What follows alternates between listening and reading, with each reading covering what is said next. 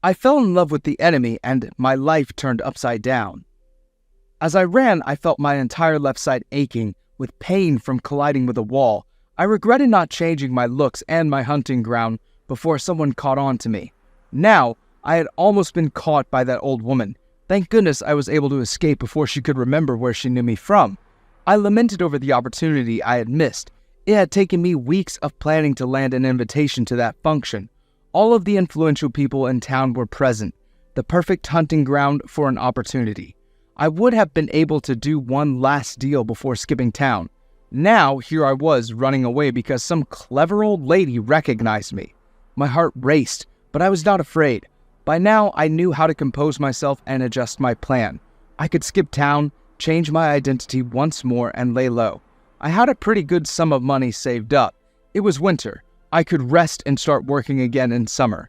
Yes, that would be perfect. I started fantasizing about the perfect winter destination somewhere with snow, coffee shops, and not too crowded. Wham! I heard the sound before pain shattered through my entire physique. My head, my arms, legs, inside were all on fire. All of my senses were consumed by this pain that came from nowhere. The city lights dancing around were the last things I saw before it was lights out. How many days later? When I woke up, the first thing I realized was that I could not feel my legs. I knew this because everything else hurt besides my legs. I grimaced as I tried to collect my thoughts. How had I ended up here? The last thing I remember was a loud sound. I laid there, looking up at the ceiling before a nurse came in. "Good, you are awake. I'm Nurse Allegra. I need to check some things. Is that okay with you?" she asked. "Sure, as soon as you tell me what happened to me and how long I have been in here," I managed to let out. "You have been here for a week.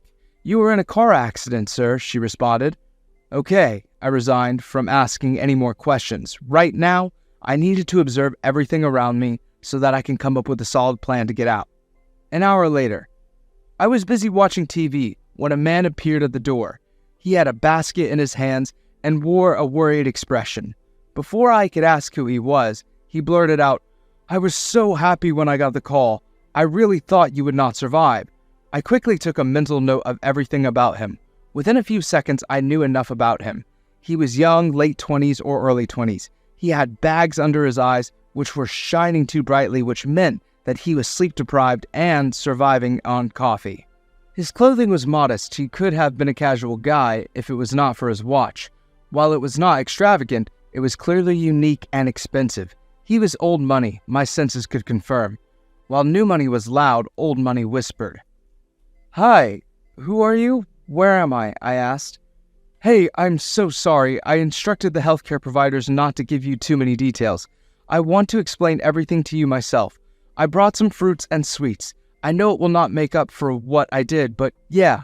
He seemed so apologetic, I almost felt sorry for him. Maybe I would have if I had a heart. "Okay, tell me everything," I responded.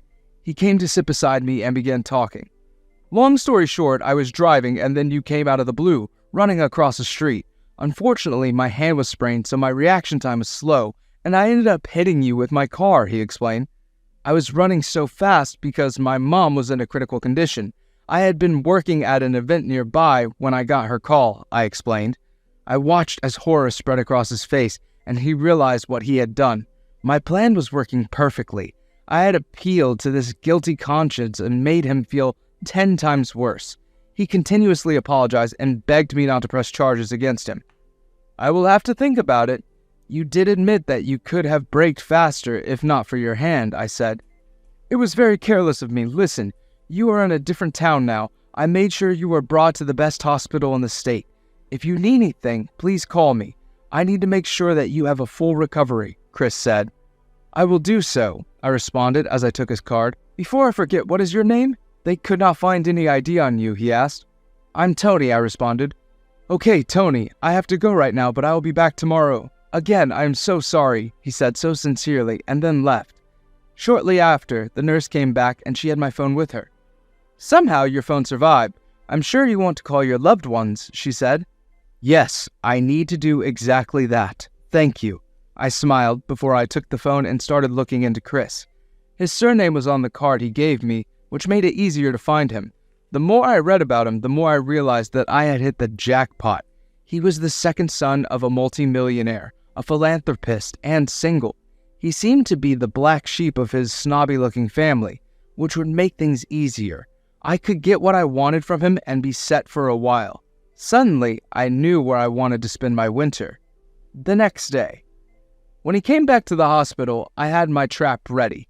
The doctor had done scans which confirmed that I was temporarily paralyzed from the waist down. In addition to that, I had many cuts and scratches. I was devastated, but I acted even more distraught when he came back. "Hi, how are you feeling today? I brought a tablet, some games, and food for you," he beamed a little bit as he sat the things down. "Hey," I said, and then looked at the wall blankly. There was silence for a moment before he asked. "You okay?" he asked. "Nope," I answered plainly before looking at him. My eyes watered a little bit, invoking pity in him. He was a sucker for emotions and sad stories, the rescuer of broken birds, and that was how I would get him. "Tell me, please, I feel so bad," he pleaded. "My legs are not working, and my mom died. I lost my job, and I have nothing to my name. But don't worry, I'll be fine," I made my voice quiver. I carefully watched him and realized that I had hit the right spot. I felt a bit bad for lying to him, but I had no choice. I needed somewhere to hide out and to make up for the money I lost from not attending the gala. Besides, he was rich. No matter how good his heart was, he probably got rich off the backs of poor people like me. This is why I felt no pity when I scammed rich people. At a young age, I quickly realized that life was not fair. My abusive stepdad kicked me out of his house when I was 14, and I had no one else. I bounced from foster home to foster home until I met the Andersons, a rich couple who did not have kids. I got a taste of how the 1% lived, and I did not want to go back. These people hoarded so many resources while poor people suffered, and it was not fair. So I took it upon myself to offload their wealth for them. From then on, I have been making a living by scamming rich people. I got caught once or twice in my teens, but that has not happened in years.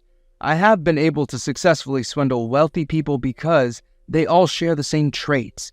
These are people who would buy anything as long as it's exclusive.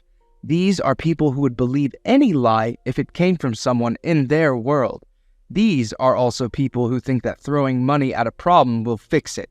Chris was no different.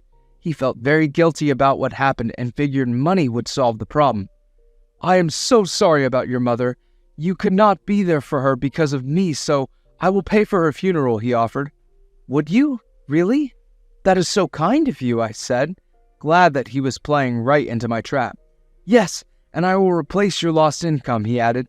Perfect. Everything was going according to plan. He was proving to be too easy to fool. "You have no idea how what you're doing for me is helping. I have no one else," I sighed. I was laying it on a bit thick by now. We started to discuss payment methods, and I was convinced this was the easiest scam ever. He left shortly after and said he would send the representative to talk to me. A couple of days later. Over the next couple of days, he saw me twice, and we communicated on social media. I told him that I was going to return home, get my mom cremated, and move on with my life. I figured this would be an easy way to get the money and run. I did not want him to get involved in my life or to get my address, so I discharged myself a day early. I got a motel for the night while I figured out what to do next. In the meantime, I cut my hair, got in contact with an old friend about assuming a new identity, and thought about which town to go to next. As for Chris, he sent me a message the very next morning once he discovered that I was not there. "Hey, you left already?" he asked. "Yes, I am already at home now. I'm going to perform my mom's last rites. After that, I have to figure out what to do," I responded. I should have blocked him then and focused on my next steps, but I could not block him while he was typing. That would be rude. "How are you feeling? I know what it's like to lose a loved one. My mom did not die, she just left," he responded. A strange feeling I've never had before came over, and I realized that it was pity and understanding.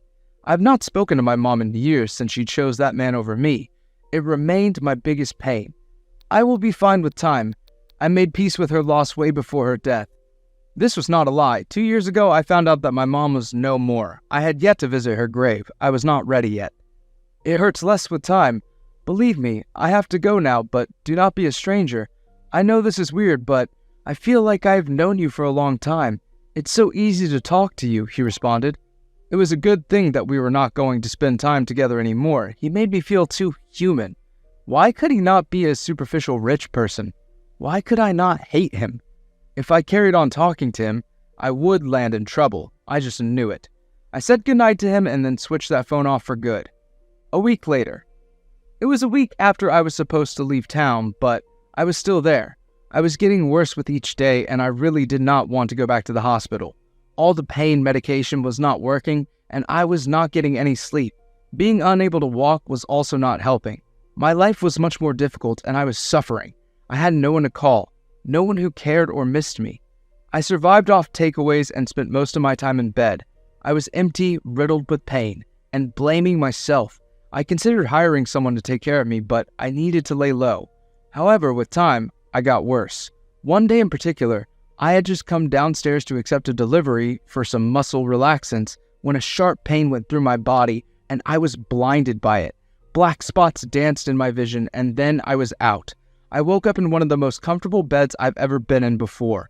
Soft music played from somewhere and the atmosphere was peaceful. There was no one else in the room and I could not see my wheelchair, so I called out, "Hello?" I yelled. I waited for a couple of seconds before yelling again. "Is anyone there?" A moment later, Chris of all people appeared. I was speechless for the first time in a while. What was he doing here? "When did you come back to town? You should have messaged me. I would have gotten you a better hotel. Thank goodness you kept my business card. How are you feeling?" he blabbed on excitedly. "Hey, to you too.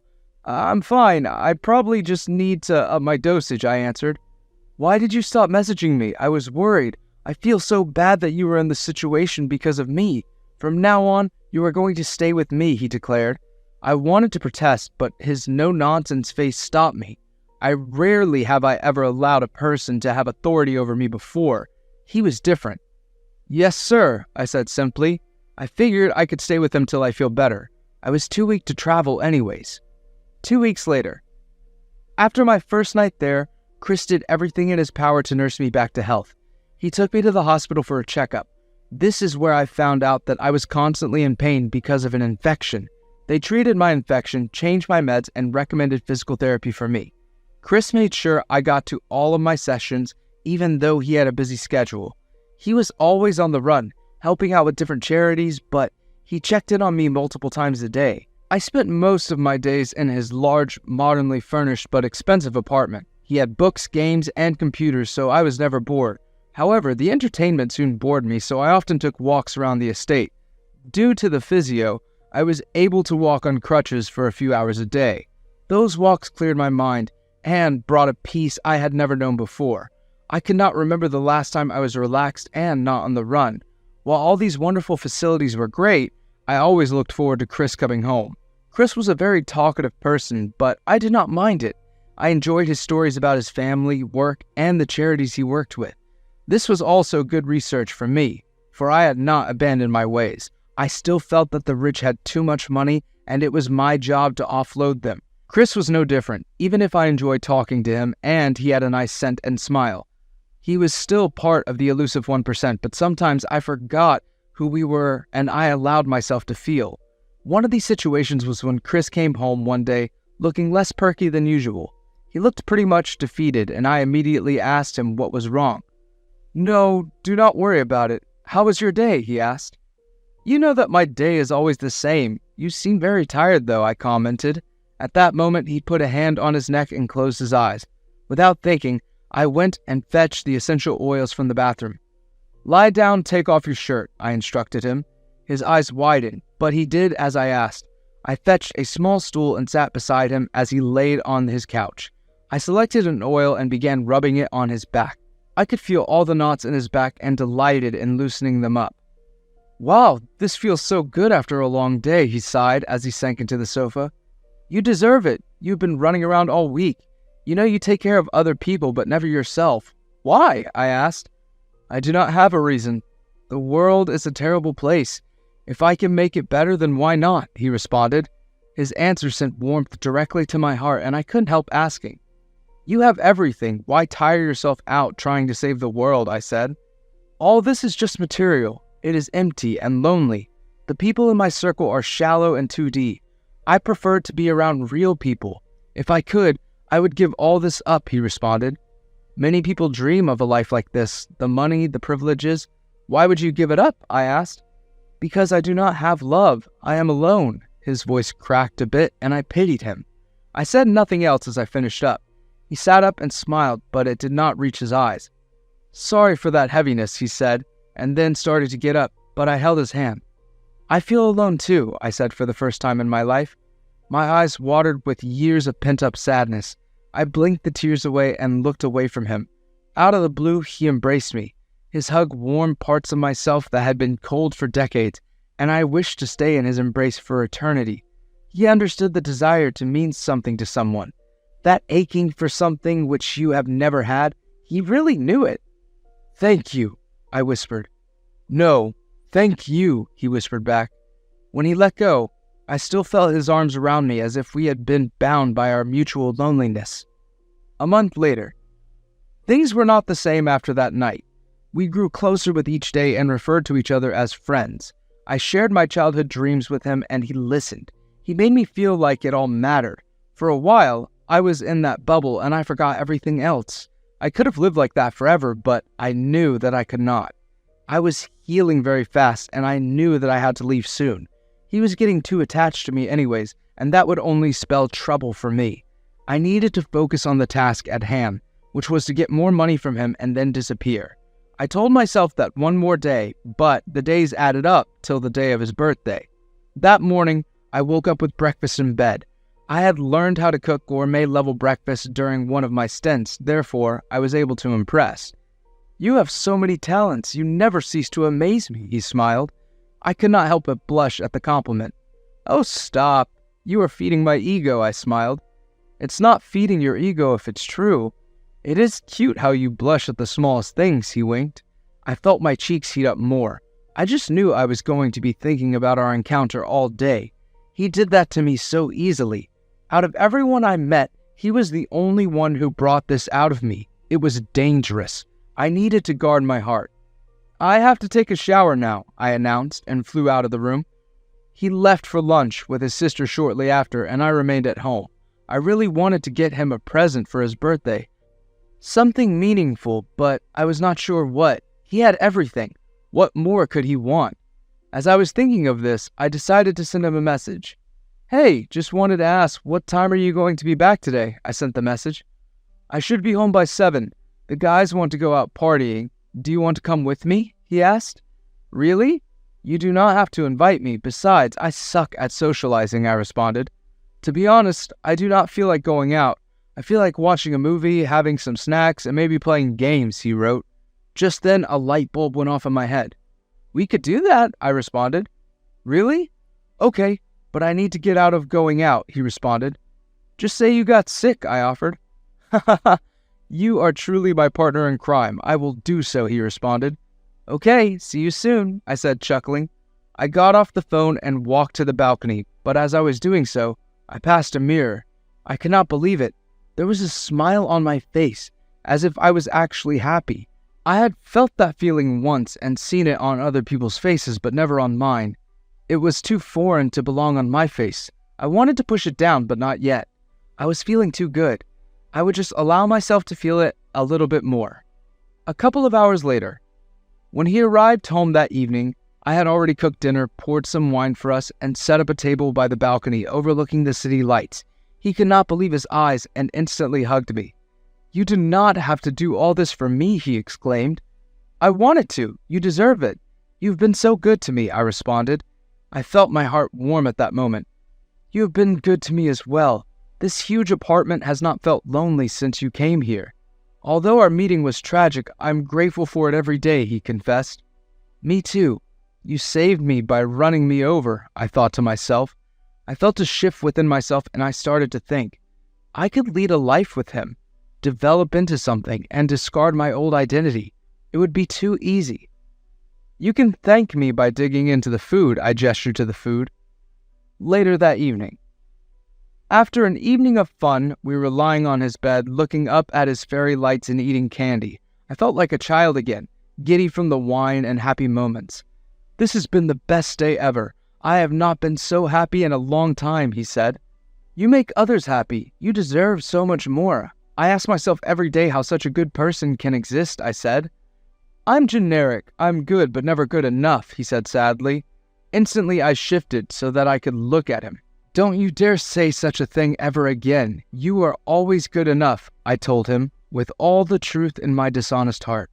My body instantly became aware of his, of how close he was. He always made me feel so much more than I was ever capable of. If there was anyone sent to Earth to disarm me, it had to be him. Thanks for making me feel like I am worth something, he responded. Just then his hand cupped my cheek, and he leaned in closer, giving me the lightest peck. He pulled away a second later, and I just stared at him in shock. I have been with many people in my life, men and women, but never had a kiss silenced my whole mind. Never had my body responded with such desperation to have just one more taste of his lips. He had me attracted to him from the very first day, but, dare I say, his kiss had me utterly bewitched, like a vampire to a vein. I took to his body that night. What had been blossoming between us finally came to fruition under ethereal fairy lights. The next evening, Chris and I talked till the early morning. We spoke about our struggles with love, how our feelings had progressed, and our desire to be together. We fantasized about sharing our lives together and never letting each other go. It was so beautiful and heart-filling. I had no fear in my heart anymore, and all I wanted was to be with him. I did not want to sleep. All I wanted to do was talk to him. Eventually, exhaustion caught up with us and we fell asleep. The next morning, I woke up alone in the bedroom. When I went to the living room, I found him typing away on his laptop. Hey, sleepyhead, he flashed his beautiful smile. Morning, I responded, sitting across from him. It's not morning, it is 4 p.m., he told me. I've been out for that long, I exclaimed. I let you sleep. I know how you have sleep problems. Anyways, want to take a stroll with me to the beach, he asked. Of course. Let me bathe first, I said excitedly. By some coincidence, we both ended up wearing white. We looked so cute together that he could not resist taking a photo. Looking at the photo brought me joy. We looked so good together. A couple of hours later. You still won't admit that I was faster at running than you, but it is fine. I'll let you win, I laughed as we entered the apartment. We had a wonderful evening at the beach, getting our feet wet, watching the sunset, and sharing furtive kisses. It might sound cliche, but it was like something out of a 90s romance movie. Everything was whimsy, magical, and so enchanting. I was floating on cloud 9 for another second before a gun was pointed at me. And just like that, the cops were in his apartment. Somehow, they had found me. With them was a woman who looked just like Chris, with a triumphant look on his face. Chaos ensued as I was pinned to the wall by one of the cops and told my rights. Let him go! Do you know who I am? How dare you trespass in my apartment? He shouted angrily. Bro, you need to calm down. The cops have just saved you from this scammer, the other woman said. Angela, what are you talking about? Chris exclaimed.